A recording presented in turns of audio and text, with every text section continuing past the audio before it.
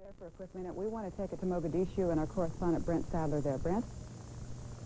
Well, we're now going to hear from a man who spent the past 10 months on the front line of the unfolding tragedy here in Somalia. He's Dr. Chris Yanu, who's working with the Red Cross, the International Red Cross at the moment. Doctor, what are your reservations about these troop landings? Well, I see that things have been organized in such a way that this is supposed to be a replay of the Gulf, and I would say that it is not. It is a question of civil strife. It is not exactly like Lebanon. Lebanese militias were far more disciplined and organized than those that exist in Somalia. There is, in fact, no longer one Somalia. There are 10 Somalias in Somaliland. There are warlords, there are merchants, there are elders, but there are also many young men with guns, and the only means they have of feeding their families is to rent themselves out as security or to loot on occasion. There is a disintegration of civil society here in Somalia, and it is such that the solution cannot be imposed, not by a multinational force, nor by a United Nations force. Destabilization of Somalia has to be the work of Somali society. All that we, in international organizations, relief organizations, United Nations or multinational force can do is help to create the necessary conditions under which Somalis can begin to restructure their society in such a way that they want.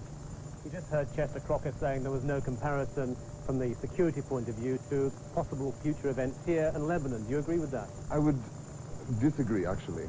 Although, yes, there is not much ideology here. It's a struggle for naked power. Nonetheless, this is a country of people who are very, very jealous of their independence. There also happens to be one ideological current here, and that is Islamic fundamentalism. And we've already heard announcements, communiques by the fundamentalists here in Somalia, saying that they do not welcome very much what they see to be a sort of Christian imperialism. Are they an armed group? As most people in Somalia, they have access to weapons. There are weapons in every house here. And the problem, of course, in such a situation is a question of perception. If these people that are coming in, multinational force, United Nations, are seen as being invaders, compromising Somali sovereignty in some way, then if that perception is the case, then the situation could become very, very difficult. We in the international community of the Red Cross have communicated to all of the members of the Security Council and all of the countries who may be sending troops here that no matter what the aegis under which the troops come in, we hope that they will also continue to function under the rules of international humanitarian law, including the Geneva Conventions. And that means protection of the civilian population, the treatment of prisoners, of the wounded, of the ill, even wounded combatants if they are no longer combatants. There are certain principles that have to be maintained. You deal with Somalis at ground level. You've performed hundreds of operations, field operations in the past 10 months here.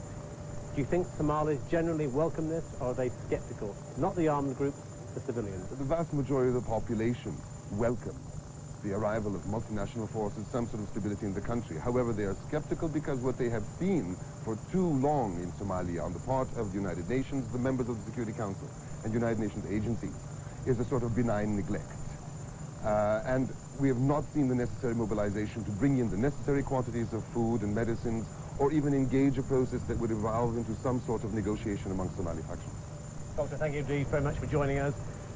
Dr. Yanu belongs to the Red Cross here that's busy working out its own contingency arrangement for what might be happening over the next 24 hours. Donna.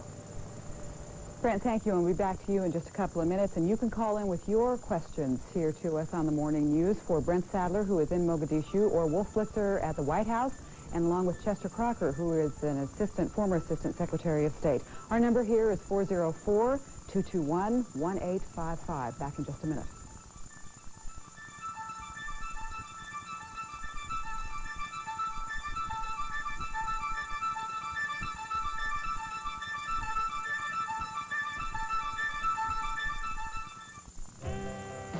You know, there was a time not that long ago when life seemed simpler. The pace was slower. Even starting a business was easier. But today, times have changed.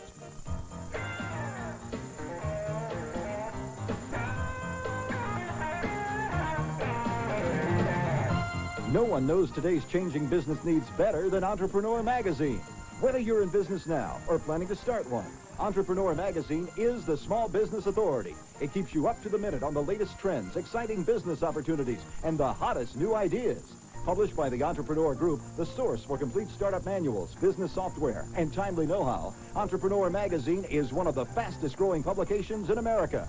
The reason is simple. Entrepreneur Magazine brings you valuable information from people who have been there. Interesting people, knowledgeable people, giving you insight into what you need to know to start and maintain business growth. And now has never been a better time to be your own boss, but you have to get started. During this special offer, a full year of Entrepreneur Magazine is just $19.97. That's almost half off the newsstand price. In today's business world, time is money. Order Entrepreneur now and we'll ship your first issue within 48 hours. Along with your paid subscription, choose the secrets of starting your own business. Or for those of you already in business, select the keys to business success from A to Z. You also get our exclusive small business development catalog free, jammed with over 150 ways to get you up and running fast. Even though times keep changing, Boss, I found the solution to our problem. Entrepreneur Magazine has the answers for today. Call now. We're waiting for your call now, so have your credit card ready and call us toll-free at 1-800-248-1200. You'll receive a full year of Entrepreneur Magazine, the small business authority, for only $19.97. Don't just dream about being in business. Call 1-800-248-1200 right now.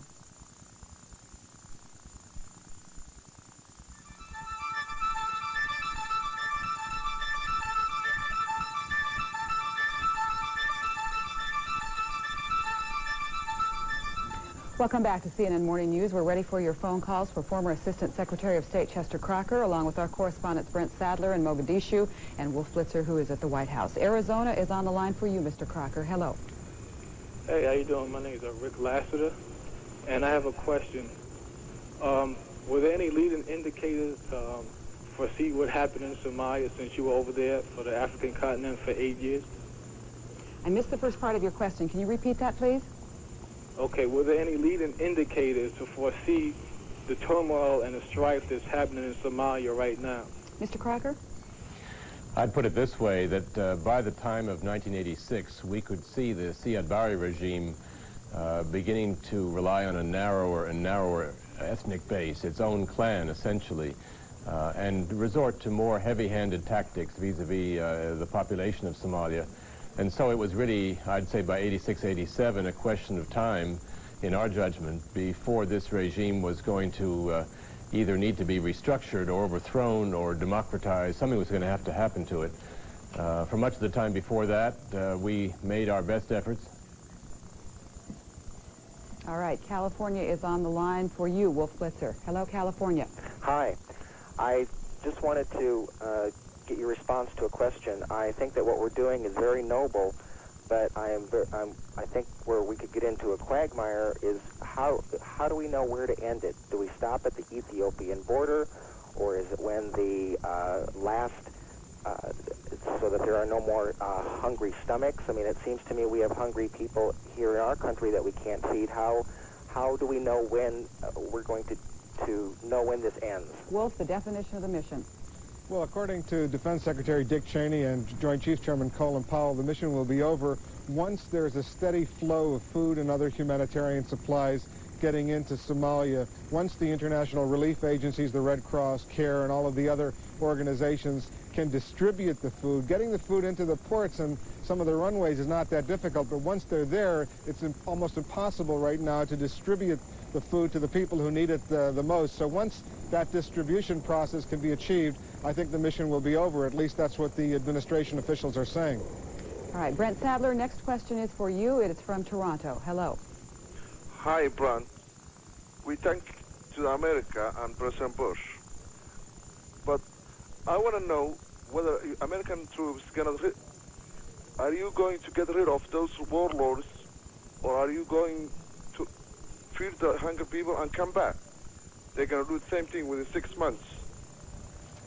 Well, I'm not going to do anything. I'm a news reporter that's going to report on how the multinational forces are going to tackle the problems that you're asking about. Of course, the biggest difficulty they'll have is dealing with the various groups of gunmen who are roaming the city. Many of those gunmen have been leaving Mogadishu in the past 24 hours to the safety of the bush in the hope that they'll be able to avoid being forcibly disarmed by the arriving troops. As far as getting food out is concerned, over the past 48 hours, United Nations trucks have been loading up with wheat and rice and shifting that to the northern side of Mogadishu here. But so far, they've not been able to get any large amounts of food out into the interior. And that's the critical point that has to be made. It's the interior which is the front line of the starvation.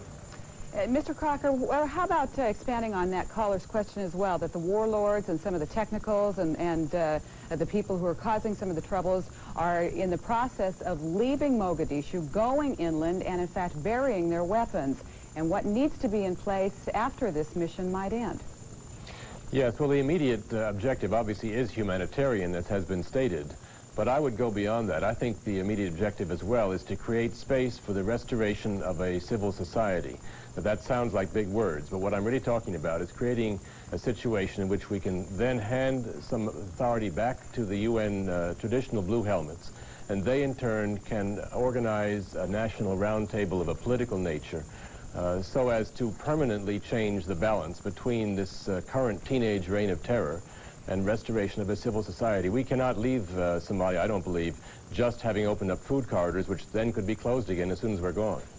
We want to thank you all very much for joining us. Chester Crocker, former Assistant Secretary of State, our thanks to you, and Wolf Blitzer at the White House, along with our correspondent Brent Sadler, who is in Mogadishu. Thanks all very much. Morning News comes back right after this.